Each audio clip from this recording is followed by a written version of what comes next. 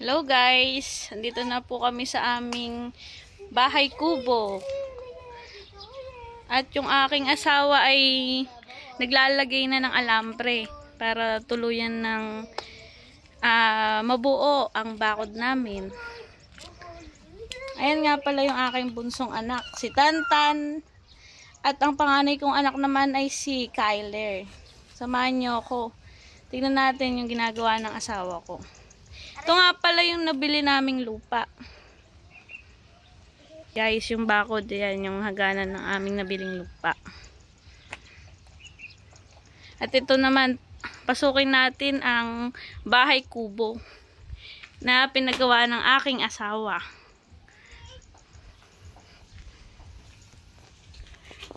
May mga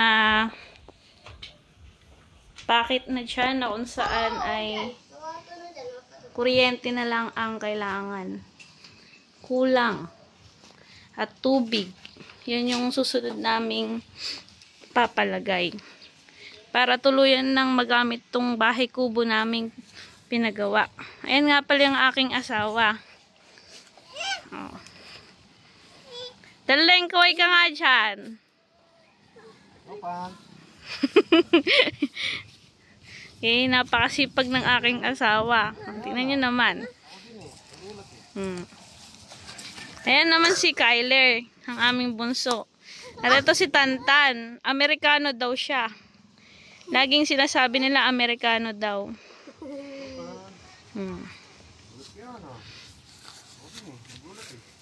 Ayan. Bunso ako. Bunso si Tantan. Ayan. Si Kyler naman ang aming panganay. Hi ka nga, Kyler. Okay. Ano masasabi mo, Kyler, sa pinagawang kubo natin? Maganda, approve. Approve ba? Paano i-approve? Ngiti-ngiti daw. At Tantan, ngiti-ngiti daw. At tingnan mo yung pati mo, anak. Doon mo papuntahin. Huwag sa may, baka siya ay madapa. Buhatin mo, punta mo dito, dali. Kaya ko na siya buhatin. Yeah, bigat na.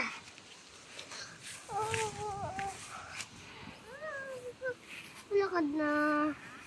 Yan. Yan nga pala yung malunggay na kinuha sa kapitbahay.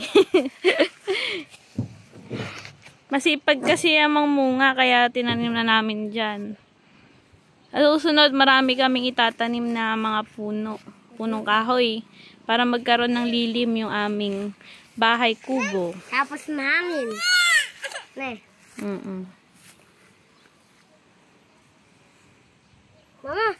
Mama.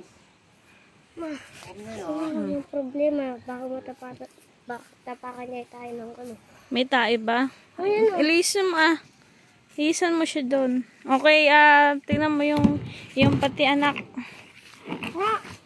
Alagaan mo at mahalin mo ang iyong kapatid. Nangangako ka bang mamahalin mo ang iyong kapatid? Opo. Bait ah. Aalagaan mo ang iyong kapatid. Opo. Okay. Sa susunod naman ay palalagyan na namin ng nawasa to para magkaroon na ng tubig at ilaw para pwede na talaga siyang tirahan.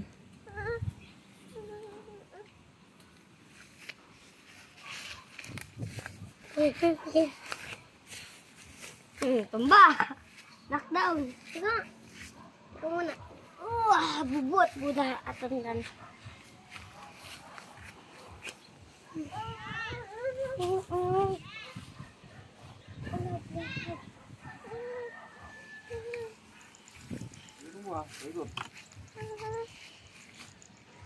Yan yung aming hangganan ng aming lupa na nabili.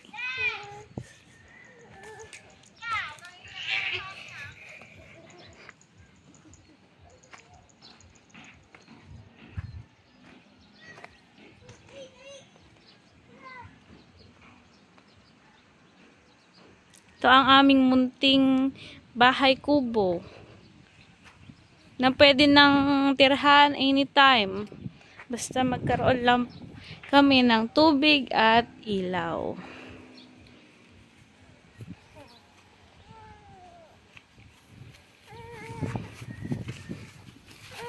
Baka mabuti yung pati mo anak. Ika. Yakap ka. Yakap ka sa akin. Ikaw, pupunta kita.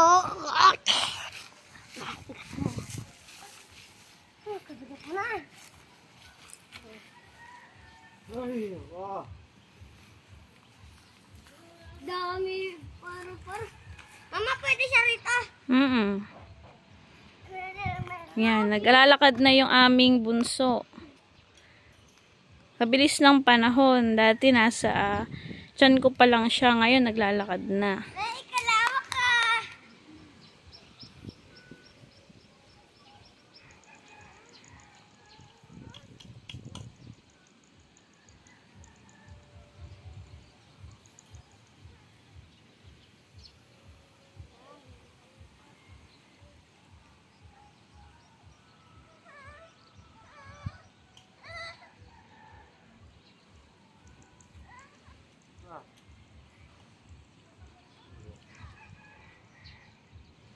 Tignan mo siya, Kyler. Baka may mga ano dyan yung dinadaanan niya anak.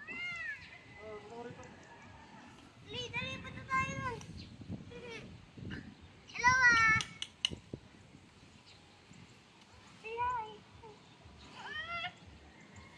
Ayan, baka mo.